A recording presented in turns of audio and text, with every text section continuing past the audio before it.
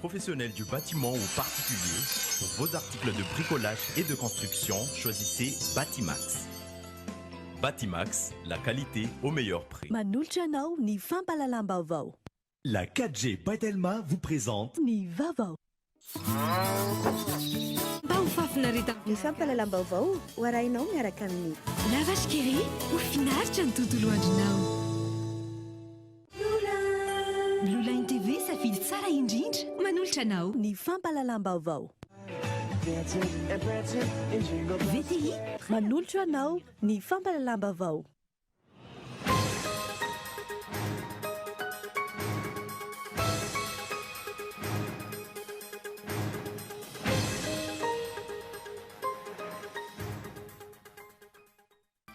Raika amby folo febroary andron'ny tifirana ny General Richard Ratsimandrava notsarovana tamin'ity androany ity izay daty manatantara ho an'ny Malagasy izay teny Ambozatova ambony. Efatra amby efapolo taona aty aoriana tsy hita ny valin'ny fanadinina amin'izay nitifitra azy. Nandritry ny feonan'ny filohan'ny Republikan'i Madagasikara Andry Rajoelina sy ny filohan'ny badiny nambarany ity faran'ny fahavononany any ampan'ny Madagasikara ho fampandrosoana amin'ny sehatra rehetra. Notanterahana ny sabotsy sy lasa teo tao Fenerivo Atsinanana ny fanokafana tamin'ny fomba ofisialy ny taom-pianarana 2024 Fitsidiam-paritra voalohany nataon'ny ministry ny fanabeazam-pirenena sy ny fampifanana arak'asa ary ny fampianarana teknika. Nisy ihany koa ny fitokanana fotodrafitrasa-pampianarana toy ny EPP, CEG ary lycée. Tsy ampy ny fampahafantarana ny vaky sy ny toerana manatantara eto amin'ny faritra Analamanga. Manakarena kolotsaina sy toerana manakasina ny faritra raha ny fanazavana azo. Fivoarana maro ihany koa ny tsikaritra nandritry ny fanaovana étude toponimique. Maresaka iraisam-pirenena mankalaza ny efapolo taona ny fandresena amin'ny révolution islamike ny any Iran androany faraka amby folo ny volana febroary. Nanomboka maraina teo ny lanonam-panokafana ofisialy tao Teheran.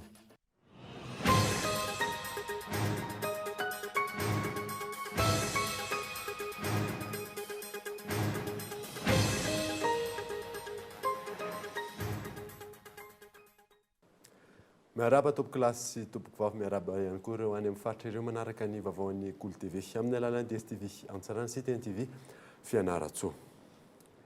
Ny anombotsika ny vaovao amin'ity alina ity dia 1 febroary andro nitifirana ny General Richard Ratsimandrava notsarovana tamin'ity androany ity izay daty manatantara ho an'ny Malagasy izay teny Ambozatovo ambony. Efatra amby efapolo taona aty aoriana. Tsy hita ny valin'ny fanadinina amin'ny izay raha izay teny an-toerana ionina saina.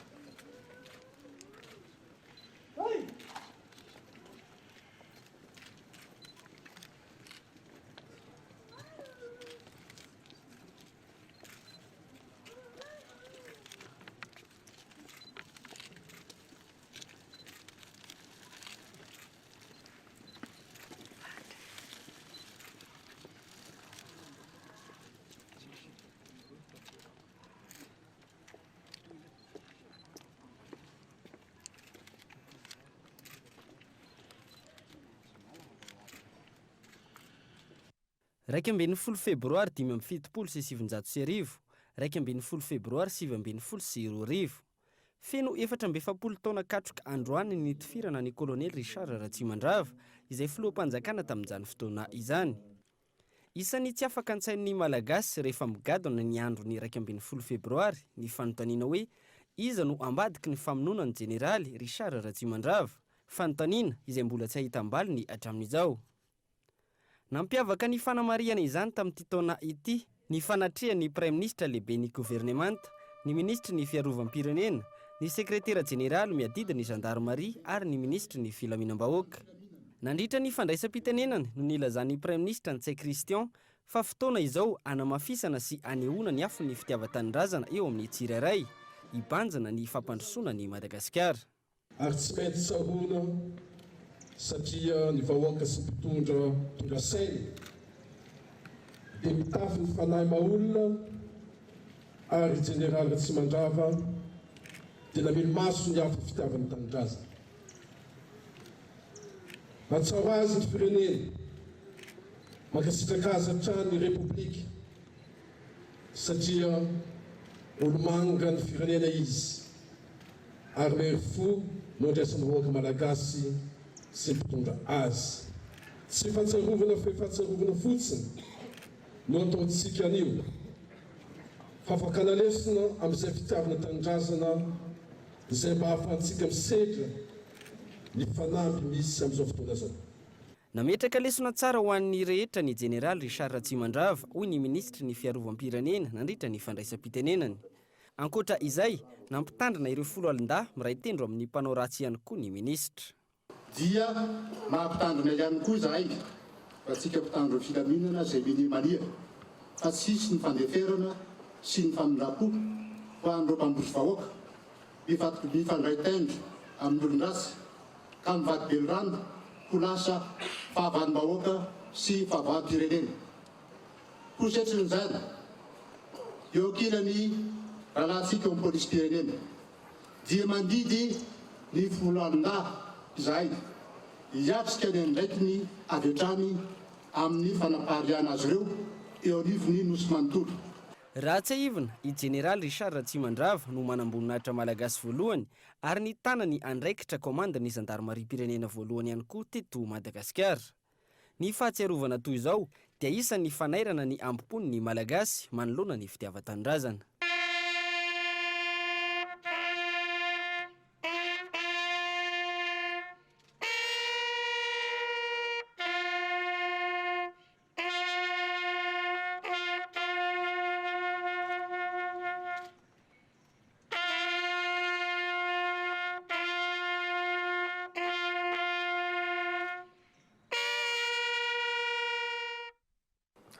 Fanandritra ny fionam-be faharoa amby telopolon'ny vondrona afrikanina izay hatrehan'ny foloan'ny repoblika Andry Rajoelina no nanamafisany tamin'ny fandraisam-pitenenany fa tsy maintsy ampandrosoana aingana ny Madagasikara ho fitaratra ny firenena aty Afrika. Henri Flory. Mandray anjara ao anatin'ny fionam-be faharoa amby telopolon'ny vondrona afrikanina tanterahana any Addis Abeba isika malagasy ary manatrika izany ny filoha Andry Rajoelina. Lohahevitra lehibe resahana amin'ity fionam-be ity ny mikasika ny mpitso-pinenany. Nandritra ny kabary nataon'ny filoha Andry Rajoelina, nilaza ny tenany faholohany amin'ny firenena maro aty Afrika i Madagasikara, izay ankalaza ny faha-70 taona niverenan'ny fahaleovantenany amin'ny taona ho avy. Aujourd'hui, en m'accordant leur confiance, le peuple malagasy a choisi non seulement un jeune leader. Fa amin'izao andro zao, nanome any fitokisana ny vahoaka malagasy, tsy nofinidiny amin'ny mampitarika tanora ihany, fa eo ihany koa ny fahitan'ny malagasy ny tetikasana rosoko. Ny fandarana azy izay iarahan'ny rehetra manatanteraka anatratrarana ny fahatarany Madagasikara eo amin'ny sehatra ny fampandrosoana. Amin'ny ankapobeny, ny malagasy dia efa nisafidy hanova ny tantarany nosy. Miandrandra fiovana lehibe eo amin'ny fanaovana politika, ny fampandrosoana ny toe-karena ary ny fanatsarana ny sosialiny ny vahoaka malagasy. Maniry ny malagasy ny toeran'ny Madagasikara eo amin'ny toerana sahaza azy aty amin'ny kontinanta afrikanina. Raha te hametraka Afrika vaovao ho an'ny taranaka isika, ny rehetra izay miatrika ity feonan'ity no mila mirotsaka amin'ny fanovana amin'ny alalan'ny tantara sy ny fanatsarana ny fiainan'ny mpiray firenena aminy. Le futur et l'espoir, c'est l'Afrique. Nanomboka omaly ary ny farana androany raha tsy ahivina ny fionana an-tampo ny faharoa amby telopolo eo anivony vondrona afrikanina tany Addis Abeba. Fanandritra ny fionan'ny foloan'ny repoblikan'ny Madagasikara Andry Rajoelina sy ny foloan'ny BAD no nanambarany ity farany fahavononany anampy ho fampandrosoana ny Madagasikara amin'ny sehatra rehetra. Rarsona Yandry. Ny araba amin'ny filohan'ny Repoblika Madagasikara tamin'ny alany azy amin'ny filohan'ny Banka Afrikana ao fampandrosoana na ny BAD nandritra amin'ny fiainan'roa tany Addis Abeba amin'izao fanatanterahana ny fionana tampo ny filohan'ny pirenena sy filoham-panjakana Afrikanina andiany faharoa amby telopolo izao. Nambaran'ny filohan'ny BAD fa efa eo ampandinihana ny andiany faharoa amin'ny fanatsarana ny lalam-pirenena fasivy any amin'ny faritra Tsimandrefana sy ny lalam-pirenena faharoa amby folo mampitoy amin'ny vaga andraso taona lany ny BAD amin'izao fotoana izao. Vonina tanteraka ihany koa ny BAD ho atranty filohany ity hanampy sy hiara-dia amin'ny Madagasikara eo amin'ny sehatry ny fampitomboana ny angovo aty Madagasikara. Izay zava-dehibe amin'izao fiazakazan'ny Madagasikara anentsika ny fahatarany eo amin'ny sehatry ny fampandrosoana izao. eo andalam-pamaranana ihany koa nitetika siarahambatsy ny fanjakana malagasy amin'ny fanakarana angovo eo amin'ny 2.1 megawatt eo. Manoloan'izany indrindra dia nambaran'ity filoam-bady ity nandritra fionana io ny ahatonga amin'ny filoha lefitry ny bady miandraikitra ny angovo eto Madagasikara faran'izay aingana ahafahan'ny rotota manatanteraka ireo tetikasa fampitomboana ny angovo eto Madagasikara ireo. Naneo ny fahavonona tanteraka amin'ny fanampiana Madagasikara ity filohan'ny banky afrikana ao afa-pandrosoana ity no ny fahitan'ny tetikasa sy ny fahavonona ny mpitondra malagasy hiasa marina ho amin'ny fampandrosoam-pirenena. Fa ampy ny tedi-bola 2.3 miliara ariary anomanana fifidianana solombavamboaka miampy ny vola avy amin'ny SACEM ankilany. Lisy mpifidianana vaovao no hiatrehana izay fifidianana izay ary mbola manana 3 andro ny olom-pirenena anamarina na anavaozana ny anarany anaty lisitra. Fezora Faly. Mitentina 2.3 miliara ariary ny vola voasoratra ao anatin'ny tedi-bola hikarakarana ny fifidianana solombavambahoaka amin'ity taona ity. Eo ihany koa ny ao anatin'ny taherim-bola SACEM avy amin'ny vondrony iraisam-pirenena. Raha ny fanazavana avy amin'ny vaomera maleo-tena misahana ny fifidianana, ampiatrehana ny fifidianana solombavambahoaka ho tontosaina ny 17 Mey izany vola izany. Raha toa ka fifidianana hifidianana olo-tokana, andresen'izay mahazo vady be indrindra no nokasain'ny seni hitondrana ny fifidianana solombavambahoaka. Nolanina ireo antenimera rotonta kosa fa fifidianana scrutin de liste à représentation proportionnelle mitovy amin'ny tamin'ny fifidianana natrehana ny taona 2014 no tanterahana amin'ity taona ity.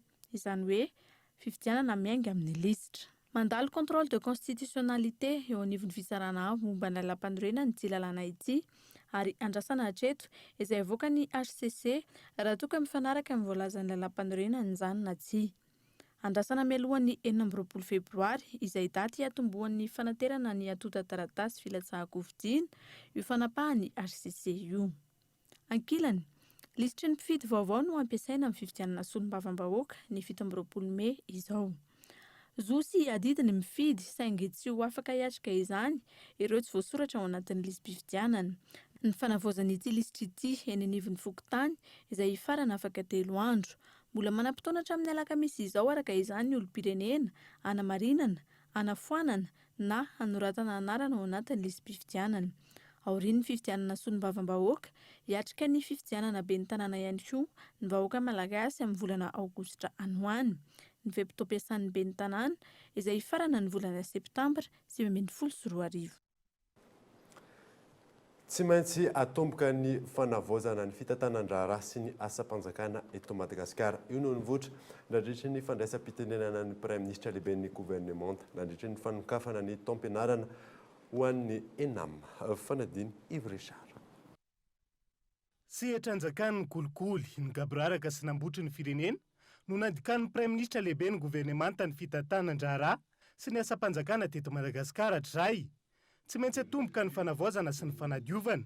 Io no nivoatra nandritra ny fandraisam-pitenenana tamin'ny fanokafana ny taom-pampianarana 7.12 sy 2.12 ho an'ny sekoly ambony mampiofana mpiasa-panjakana. Isan'ny lara-pamena ny fametrahana ny standard de service, ny fitoerana mandray antanana ny fitarainana momba ny asa-panjakana sy ny fanaovana tombana ny asa vita raha ny fanazavana. Tsy maintsy manana fomba fiasa vaovao antsika. Ifantoka bebe kokoa amin'ny fahazorana vokatra ary anatin'izany koa ny jerena ny fomba ahafahantsika mametraka ny système d'évaluation de performance rehetrarehetra eto amintsika. Izay ny voalaza teto ary izay no hidirantsika tsikelikely zany amin'ny fampiarana zany satria amin'izao fotoana zao tsy rariny raha ny tany fampandrosoana ny any amin'ny sehatry ny raharaham-bahoaka dia ambany dia raha ny fahitana koa ny kolikoly sy ny osoka rehetrarehetra amin'ny raharam-panjakana rehetrarehetra dia tsy maintsy ovana zany rehetrarehetra zany. Nisokatra tamin'ny fomba ofisialy androany teny amin'ny ENAM Mandrobe ny taom-pampianarana 7.12 2.20 andian'ny 7.20 reto mpianatra ho mpiasa-panjakana miisa 9.70 reto raha ny fanazavana izay ahitana agent diplomatique et consulaire miisa 7.20, mpianatra administrateur civil miisa 9.30, mpianatra ingénieur de service topographique miisa 30, mpianatra inspecteur des domaines et de la propriété foncière 10.20, inspecteur du travail et des lois sociales 10.20, inspecteur d'administration pénitentiaire 20, ary commissaire du commerce et de la concurrence enina amby roapolo. Fanotanterahana ny sabotsy lasa teo tao Fenerivo Atsinanana ny fanokafana tamin'ny fomba ofisialy ny taom-pianarana 20 sy 24 fitsity-paritra voalohany natao ministry ny fanabeazam-pirenena sy ny fampiofanana arakasa ary ny fampianarana teknika. Nisy ihany koa ny fitokanana fototra-fitrasa-pampianarana vaovao toy ny EPP, CEG ary lycée fanadina. Ianatra no manako no afiko satria ny olona mahay raha tsy very mandeha. Io ny loha hevitra nofidiana ho an'ity taom-pianarana 2024 sy 2025 ity, izay nisokafana tamin'ny fomba ofisialy teo Fenerivo Atsinanana ny sabotsy lasa teo. Tonga nanatrika izany ny tompon'andraikitra isan'ny tokony, mpampianatra sy mpianatra avy ao amin'ny Sisco Maroantsetra, Sisco Mananara, Sisco Sainte Marie, Sisco Sonerana Ivongo, Sisco Vavatenina ary ny Sisco Fenerivo Atsinanana ao anatin'ny faritra Nalanjirofo. Tonga tany an-toerana nanokatra ny lanonana ny ministry ny fanabeazam-pirenena sy ny fampiofanana arakasa ary ny fampianarana teknika Volaingo Marie Thérèse sy ireo délégationna niaraka taminy. Ny politikantsika dia ny fanabeazana ho an'ny daholo be, éducation pour tous de qualité. Zany hoe hianatra hiditra an-tsekoly ny mpianatra jiaby ary hianatra amin'ny fomba tsaratsara. Misy ny fiovana ny takintsika mpampianatra, ny takiny vahoaka malagasy, eto mpanatanterahana zay fiovana zay itsika, dia ny fiovana takintsika dia ny fiovana ho amin'ny tsaratsara. Tsaratsara ny teo aloha, hitondra vokatra, hitondra fampandrosoana, indrindrandrindra, fiatsaran'ny kalitaon'ny fampianarana mba hampiakatra ny faripahaizan'ny zaza malagasy.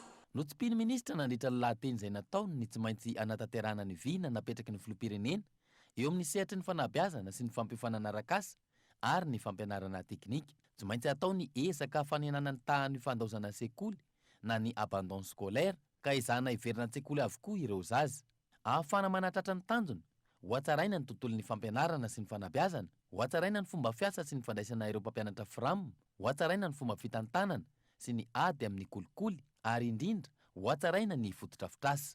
Ka ny afatra tsipy amintsika tompon'andraikitra, directeur d'école, chef ZAP, chef Sisco, DREN, izay hikarakara io recrutement io.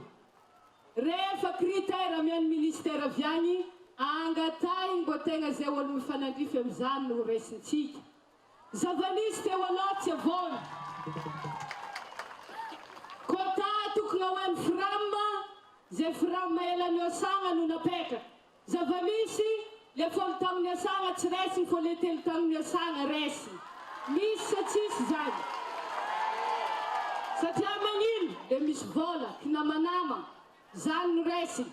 Ary misy tsary nampianatra, tsary mitana lakiray, resiny hoe amin'ny toerany mpampianatra FRAM. Fanovana no ataontsika eto, efa tsipika sahady ny toromarika amintsika zay tompon'andraikitra hikarakara zany. Oka ho zay tandrify zany no resintsika. Tsy asiana kolikoly, tsy asiana kinamanama. Notokanana tamin'ny fomba ofisialy nandritra ny fandalovan'ny ministra tany an-toerana ihany koa ireo fototra-fitrasa efa vita izay niarahany asa tamin'ny FID.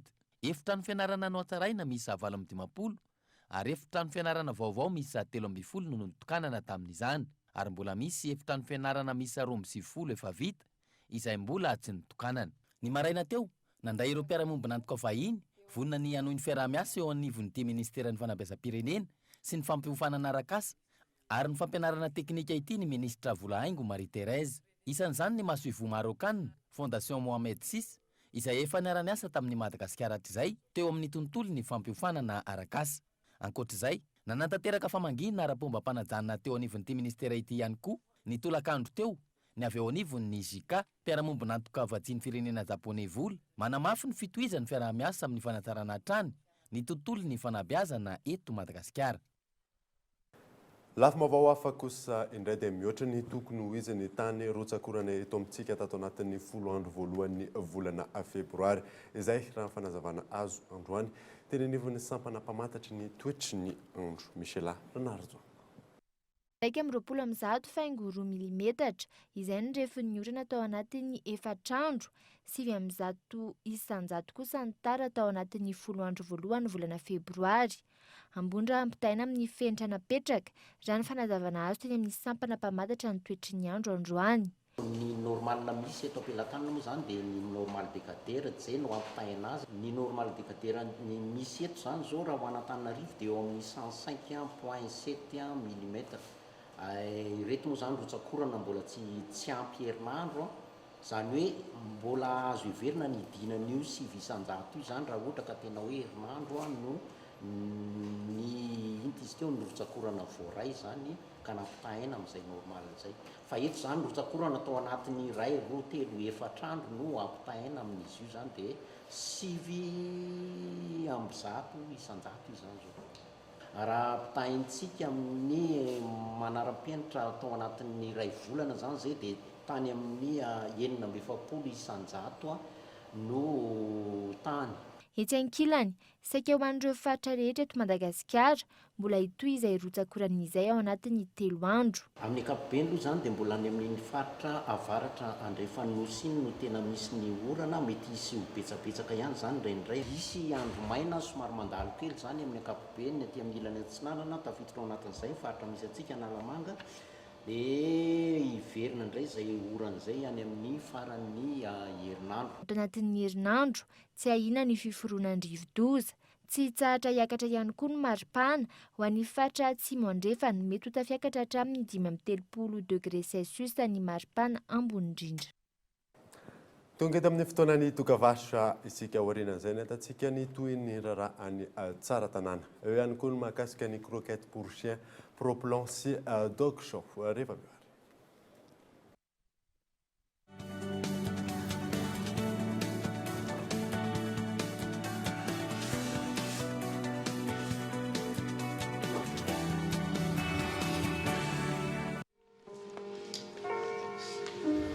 J'ai envie qu'on passe beaucoup de temps ensemble.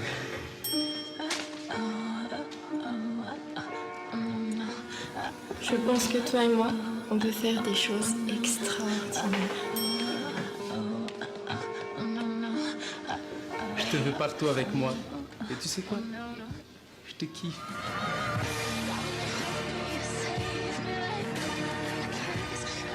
Pour la Saint-Valentin, je te kiffe en 4G. Découvre le WeKiff 4G et plein d'autres kiffs à partir de 50 000 arrières.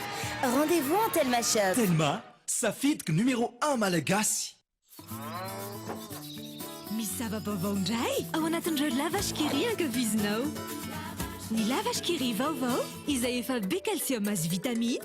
Amin'izao fotoana izao dia mbola miampy fera indray. Ilain'ny ankizy amin'ny fampiasana vatana sy saina, eny fa na ny lehibe ihany koa ary. Matsiro sy mampazoto homana foana mba ho fafinareta amin'ny mpianakavy. Lavashkiri ho finaritra ny tontolo andronao.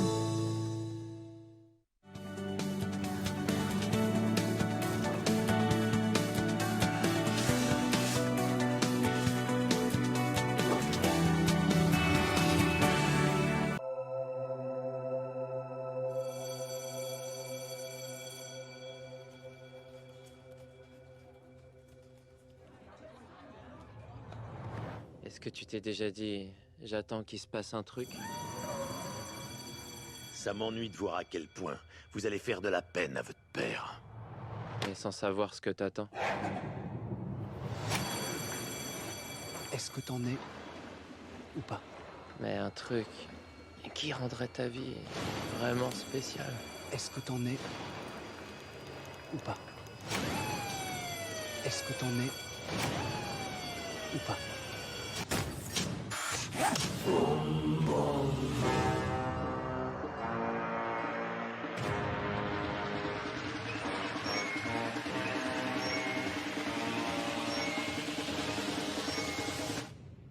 Allez, on y va.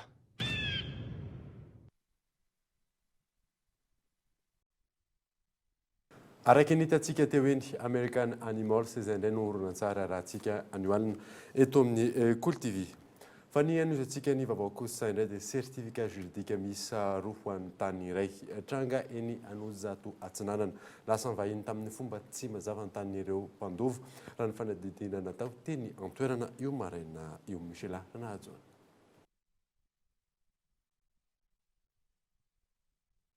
Tany manodidina ny iraika amin'ny 30 ara lovain'ny fianakaviana miisa 5 eto Anozato Atsinanana.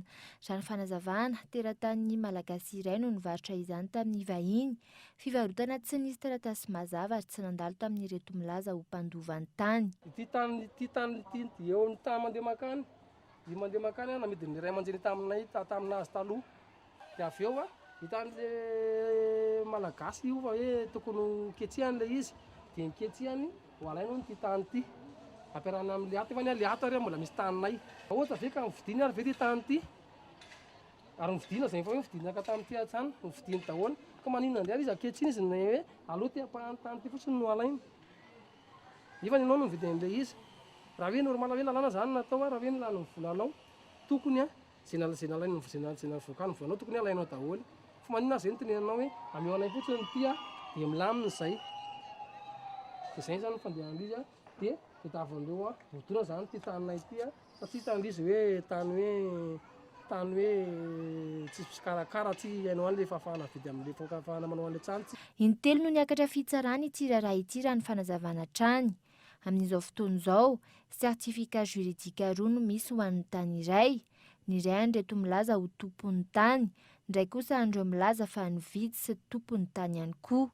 Hitako misy hitanao zay ataoko ohatr'izao zany juridika anankiroa zany le tany amin'izao reo le juridiko reo ny ray ny anay ty tiako ty ny anay dia ty efa vita amin'ny zareo anazy efa misoratra aminazy le tao amin'ny tribonaly dia resy foana zany zay zany dia miresy foana zany zay dia rehefa resy zany zay dia matetika izy valy dia resy dia tonga eto zareo ohatr'izao dia misy sakoroko ohatr'izao dia mamerina tribonaly indray zany zay mamerina mampiakatra dia any indray aloha dia ohatr'izay foana zany dia zao amin'izao zao fa mivoaka zao fitsarana fa resy zany zay dia izy mitondra huissier ampiasan'ny lalàna zany no ataony hoe haka an'ilay tany nefa zay tany anay fa vao mitady zany zay nefa dia manipy-teny koa zay eto hoe mba ho an'ny fitondrany mba tsy ireo ihany hoe aiza ny tena rajarany sy araky ny lalàna sy hoe tena hoe zavatra marina fa tsy fitsarana mitongilana foana zany no aseho isak'izay zavatra miseho rehetrarehetra eo Tsy samba nitrangana fifanolalana mahakasika tany tahaka izao teto amintsika.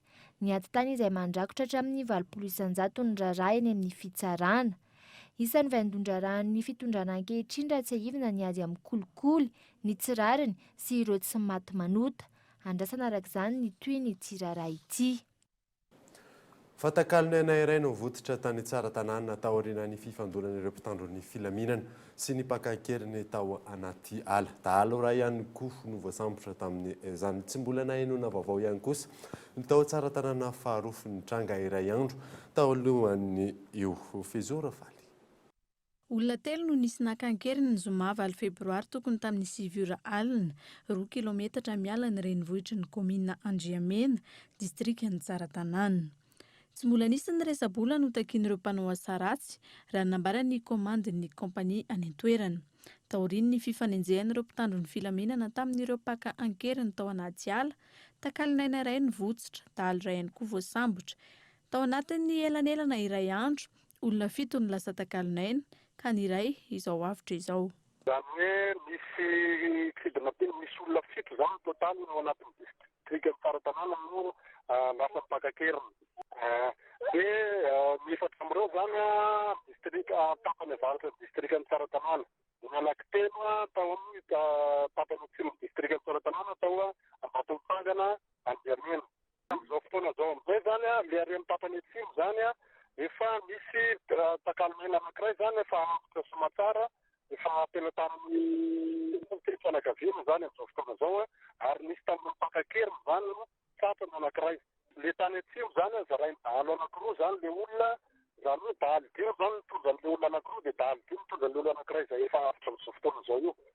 Rehefa misy zany fifampifirana teo amin'ny mpitandro filaminana sy le mpakakerina dia dahalo le misy le dahalo efatra zany tafapolitsaka fa ny dahalo iray zany no tratra niaraka tamin'le mpakanina tao zany. Iray andro talohan'ity tranga ity raha tsy ahivina nisy ny fakanan-kery ny olona efatra tany an-toerana. Lasa n'ireo dalo an-keriny tamin'izany ny chef zap tsara tanàna 2. Tsy mbola misy vaovao kosa mikasika ity tranga ity. Mitony fikarohana raha ny fanazavana azo. Misy ny avy amin'ny vondrona G6 nalefa anampy amin'ny fikarohana sy amerina ny fandriampahalemana any an-toerana. Tsara tanàna izay tsy vao izao no nisina trangana fakanan-keriny tahaka izao. Fa ankalazaina isaky ny faraka ambin'ny 10 febroary ny andro iraisam-pirenena ho an'ny marary. Lohahevitra nomen'ny fiangonana katolika izany hoe izay nahazo maimaimpona aoka izy izara maimaimpona. Henri Florio. 17 taona lasa izay no nanomboka nankalazaina ho andro iraisam-pirenena ho an'ny marary ny andro ny faraka ambin'ny 10 ny volana febroary. Ny fiangonana katolika no namarika izany voalohany ary lasa raha andro iraisam-pirenena ankehitriny. Ny afatra nipetraka tamin'ity taona ity ny hoe izay nahazo maimaimpona aoka izara maimaimpona. Raha ny fanadihadiny natao teny anivon'ny toeram-pitsaboana maro samihafa ho an'ireo mpitondra marary, ny vidim-panafody ny tokony isy fijerena manokana ny vidiny izay midangana tsy takatry ny malagasy maro. Vidim-panafody dia mba mangataka ny fitondram-panjakana aloha mba hiena ilay vidim-panafody fa izay tatsah dia henjana ilay izy. Fa olany efa amin'ny oetsy mahery eo mandray tsara. Mandray tsara ilay vidim-panafody no tena tsy zakan'ilay volana. Vidim-panafody any an-tsieritreretinao no miseho ilay izy. Mazana tsisy fanafody ilainao dia any amin'ny Gérard no mandeha mividy. Dia ny fandraisana moa arakaraka ny fifandraisanao amin'ny dokotera. Rehefa vidy fanafody izany dia tsy nieritreretina hoe any amin'ny 500 000 ny vidiny ity na sahala amin'izany. Dia raha nanao eo kokoa izao sahala amin'izany nieritreretina misy fiakarana. Tonga dia nenazy zao numéro 6.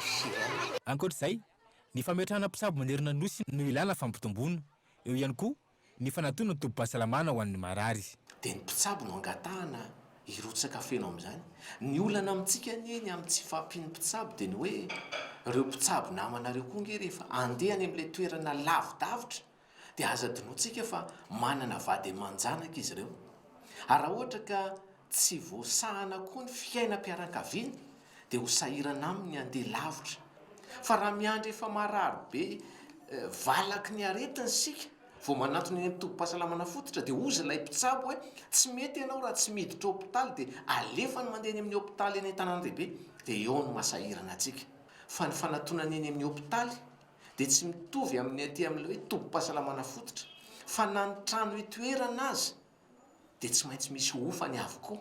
Dia ozy ngambisika hoe tokony hatsarainy izany ary izay ny ataontsika amin'izao fotoana izao. Adidin'ny tsirairay araka izany ny mitandrina ny fahasalamany, voakasika amin'izany ny rehetra fa tsy ny mpitsabo irery ihany. Ankilany, ilana ihany koa ny fampiroboroboana sy ny fanatsarana ny fahasalamam-bahoaka manderina ny Madagasikara izay tafiditra ao anatin'ny politika ny fanjakana. Lafim-baovao hafa kosa indray dia tonga eto Madagasikara ary efa azo jifaina eny amin'ny prochain atamora ny croquette pour chien pro plan sy dog show. Ity croquette ity izay ahitana ireo singa ilain'ny alika rehetra raha ny fanazavana azo. Io na saina. Togasoa eto amin'ny prochain Antanimora izay mivarotra ny karazan-tsakafo ho an'ny biby toy ny alika sy ny saka. Misy karazany maro tokoa ny sakafo n'alika ato amin'ny prochain Antanimora. Tsy ny alika irery ihany anefa fa misy koa ny ireo sakafo izay omena ny saka. Misy karazany maro izy ireo. Misy ny ity zao ny croquette omena ny saka, misy karazany anankiefatra. Misy koa ny karazan-tsakafo ho an'ny alika rehetra na ny kely na lehibe ary misy ny amin'ny fonosana 3 kilao, misy amin'ny fonosana 12 kilao. Misy produit vaovao natolotra ho an'ny mpanjifa ho an'ny alika. Misy zany ny dog show izay dog show active ho an'ny alika lehibe izay vao avy natsaraina tsara tokoa mihoatra ny tamin'ny teo aloha. Dia misy ho an'ny alika lehibe izy io dia misy koa ho an'ny alika kely pipi izay tena tsara dia tsara tokoa ny vokatra amin'izao fotoana izao. Misy koa zany ny all 16 adulte performance izay ho an'ireo alika mikarakara vatana manao fanatanjahantena izay tena tsara tokoa satria izay mamerina aingana dia aingana ny heriny sy indrindra ihany koa dia manatsara ny articulation zay tena ilaina dia ilaina tokoa ho an'ny alika lehibe. Manaraka izany koa dia misy koa ny small mini pupille starter izay natokana ho an'ny alika bevoka sady mampinono izay tena tsara tokoa ho an'ny alika vao manomboka misakafo ihany koa zany ho an'ireo zanak'alika kely. Ary farany efa ho avy koa moa zao ny fotoana fanaovana concours isan-karazany dia misy ihany koa ty tena tsara pupille sensitive izay manatsara ny volo sy ny lokon'ireo alika ireo ary indrindra ho an'ireo misy olana amin'ny eczema zany. Ny misy ny prochain zany dia ny lalana miakatra, lalana tamora miakatra makany amin'ny mausolée. Fa tsy ampy ny fampahafantarana ny vakoka sy ny toerana manan-tantara ho an'ny faritra Analamanga. Manan-karena kolontsaina sy toerana manan-kasina nefa ny faritra raha ny fanazavana azo Yves Richard. Mirakitra ny tantara maro ny eto amin'ny faritra Analamanga, ankoatra ny mahaivo ny fanjakana ny faritra, nanomboka tamin'ny andro nandriana amin'ny Pomerina izay nampitambatra sy namafa ny fitsitokotokony ny fanjakana tamin'ny alalan'ny tarigetra ny ranomasina ny valamparigo. Fivoarana maro no lalovan'ny faritra Analamanga hatray araka ny fanaovana ny étude toponimique. Tsika zao hoe Analakely dia izay Analakely izay rehefa mijeretsika anatin'ny sary dia tena misy alatikely koa teo Analakely ka izay zany no anisany koa zany endrika anankiray famerenana moa zany ny asin'ny tanàna satria betsaka tsy mahafantatra hoe raha ohatra ka mitenitsika soarano misy rano soa zay soarano fa tsy hoe le soarano izay fantatsika ankehitriny ka izay rehetrarehetra izay zany no anisan'ny fomba anankiray fampahafantarana ny tantarany tanànantsika. Isan'ny misongadina ao anatin'ny fampiratiana eo amin'ny zaridainana ny Taninarenina ny mahakasika ny ranon'Anosy tsy arak'izao ahitana azy ankehitriny izao ny farita amin'izany fotoana raha ny fanazavana. Betsaka tsy nahafantatra ny tantarany vakoka eto amintsika ny toerana manantantara. Ohatra fotony rehefa mijery ny takelaka teo tsika ditantsika fa azo ny lomanosana teo amin'ny fariana Anosy taloha. Dia amin'izao fotoana izao tsika mieritreritra hoe toerana tsy dia tena azo lomanosana intsony ilay izy fa fampahafantarana hoe ny ohatrohatr'izay ny tantarany ireny toerana ireny ka fisitomana ny olona koa zany hieritreritra hoe ohatrohatry ny ahoana moa zany ny mety andraikitra zareo ao anatin'izay fiarovana ny vakoka izay. Takelaka valo ahitana sary mirakitra ny fivoaran'ny faritra Analamanga no nampiratiana tetsy amin'ny zaridainana ny Taninarenina. Ankoatra ny fampahafantarana tsara ny fivoarana samihafa, isitonana ny sainy ny besin'ny maro handray fanapahan-kevitra amin'ny fampandrosoana, ny fampiratiana raha ny fanazavana, tanjona ihany koa ny fampiroboroboana ny sehatry ny fizahantany, tsy ho toerana fandalovany mpizahatany fotsiny ihany ny faritra Analamanga. Fa eo amin'ny maresaka iraisam-pirenena kosa indray dia mankalaza ny fa 70 taonany amin'ny fandresena ny révolution islamique any Iran. Androany faha 1 ny volana febroary. Nanomboka io maraina io ny lanonam-panokafana ofisialy tao Teheran fanadina eo amin'ny sary France 24. 1 ny volana febroary ankalazaina androany any Iran ny faha 70 taona ny fandresena ny amin'ny révolution islamika, daty izay nanamarika ny fiongana ny fitondrana imperial San Mohammad Reza Pahlavi. Tahaka ny isan-taona, lanonam-be no entina namariana ny androany. Ny maraina teo no nisokafana tamin'ny fomba ofisialy tao Teheran izany. Nanatotoa sakabary nandritra io ny filoha any an-toerana Hassan Rouhani. Fahamatorana izay no nanasokajiana ity faha 70 taona ity. Manoloana io anefa, anatin'ny fahasarotana ara-toekarenany tanteraka ny tsy fanakalozana amin'ny États-Unis ity fankalazana ity. Araka ny tatitra avy amin'ny FMI, ratsy ny toekarena iraniana ankehitriny, izany hoe ahina hidina hatrany amin'ny 3.9 ny arikarena vahobe amin'ny ity taona 2024 ity. Hatreto ihany koa, tsy mbola miatra ny fanarahana ara-nokleary izay natao soniny taona 2024 niarahana tamin'ny vondrona iraisam-pirenena. Iarany sazy avy amin'ny Amerikanina manoloana io ity farany. Teboka maro no jerena mandritra ity fankalazana ity. Isan'izany ny tontolon'ny fahatanorana izay ny 70% n'ireo tanora latsaky ny 530 taona ny aina tanatin'ny Repoblika Islamika avokoa. Dia izay namarina vaovao tamin'ity alina ity ankasitrany ianao nanaraka izany. Soa fa tsara tompoko.